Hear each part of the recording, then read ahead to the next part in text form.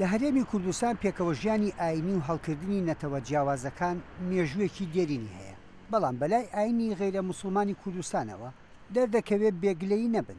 لەوبارەیە دکتۆر دلاوەر عەلاءەدین لە نووسینگەی حکوومەتی هەرێمی کوردستان لە واشنگتن بۆ ڕەوەندی کوردی ئەو باسەی تاوتوێ کرد.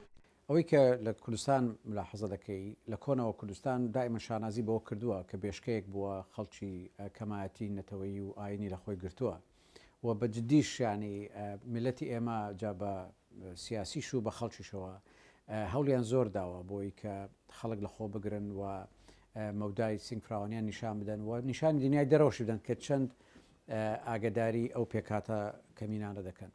بەڵام لە ڕاستیشدا زۆر جار هەیە لایانی ڕووکەشیەوە دەیکەن پێکاتەکان شعور بۆ ناکەن کە بەشدارن لە دەسەڵات، بەشدارن لە بڕیاردان، لە بەشدارن لە حکومڕانی. لە ئەمریکا و ئەوروپاش ئەوە بەلایەنەوە سەرنجڕاکێشە کریستیانەکانی عێراق لە ترسی ئیسلامی توونڕە و هەڵدێن و یەکێک لە بژاردەکانی نیشتەجێبوونیان هەرێمی کوردستانە. بەڵام ئایا کورد توانیوەتی بەری ئەو چاکەیە لە دەرەوە بچنێتەوە؟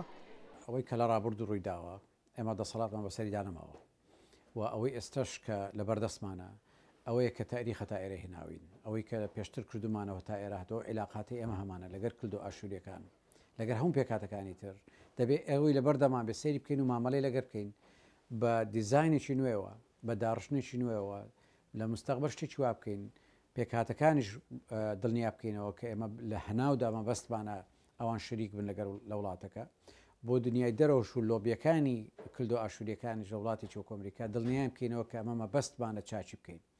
گلەیان لەوە نابێت کەمە لە ڕابردوو چەندمان کردو چۆنمان نەکردو، بەڵکو گلەیان لەوە دەبێت ئەگەر لە ئایندە چاچی نەکەین.